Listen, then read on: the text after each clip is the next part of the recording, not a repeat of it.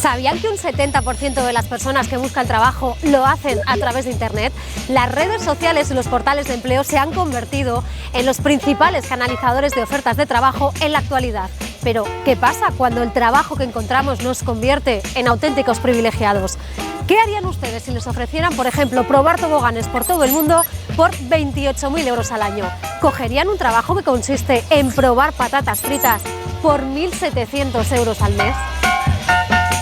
Probador de camas de lujo, tajador de lápices e incluso catador de helados son actividades sencillas que para muchos se han convertido en trabajos remunerados.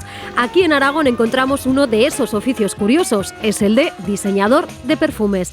Raquel es una aragonesa que puede decir eso de "y encima me pagan".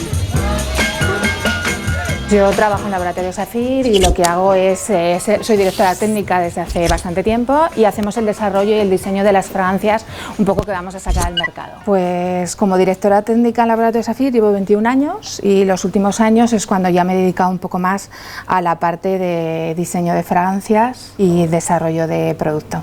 Sí que es verdad que la fase inicial y lo que realmente nos va a dar un aroma empieza aquí y la nariz es una parte importante para ello. Pues yo estudié química analítica y después lo que he hecho es ya especializarme directamente en aromas, en fragancias, en componentes y un poco en la legislación que aplica para fabricar un perfume.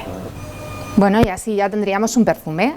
Tenía una mezcla de notas florales, notas afrutadas que están muy de moda últimamente y una nota camomila porque el cliente quería una nota camomila. Vamos a testarlo porque para olerlo es muy importante tener un ambiente lo más descontaminado posible porque podríamos tener muchos aromas que nos interferirían y identificar si el producto es correcto. Nosotros tenemos una cabina olfativa que lo que hace es tener un sistema de extracción, elimina todo el aire para evitar contaminación. Y una vez que ya lo hemos hecho podemos oler. Venga, uno para ti, uno para mí. ¿Qué pondríamos de nota de salida? Pues se nota principalmente la nota mentolada y la nota floral de fondo. Ahora habrá que ver la nota de fondo pues dentro de un ratito, ¿vale? La nariz al final es como cualquier otro sentido, lo que tenemos que hacer es practicarla. Entonces lo que hacemos todos aquellos que nos dedicamos a la perfumería es evaluar las materias primas, es decir, las materias primas, por ejemplo, un destilado de una rosa hay que saber identificarlo. Para identificarlo siempre lo asociamos a un recuerdo, porque la manera de oler es asociarlo a la zona límbica del cerebro, que es la zona que te recuerda cosas, por eso no siempre todos olemos igual. Bueno, básicamente Raquel tiene la parte más bonita, más creativa, más ilusionante, ¿no? Y me pagan por ello, además. Uy, qué bien. Que es poner, bueno, pues toda la emoción en un frasco, ¿no? Es una cosa muy bonita.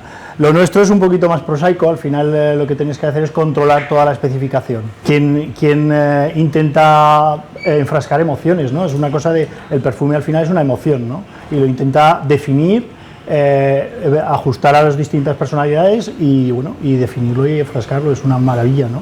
Yo la verdad es que un poco envidia sí que le tengo, pero bueno. Pues ahora, una vez que sabemos cómo diseñar fragancias, lo que vamos a hacer es hablar con un cliente que quiere un diseño de una fragancia y le vamos a presentar propuestas. Ya sabéis que para oler pulverizamos a un espacio determinado de la piel. Y nada de frotar. Y nada de frotar, muy bien.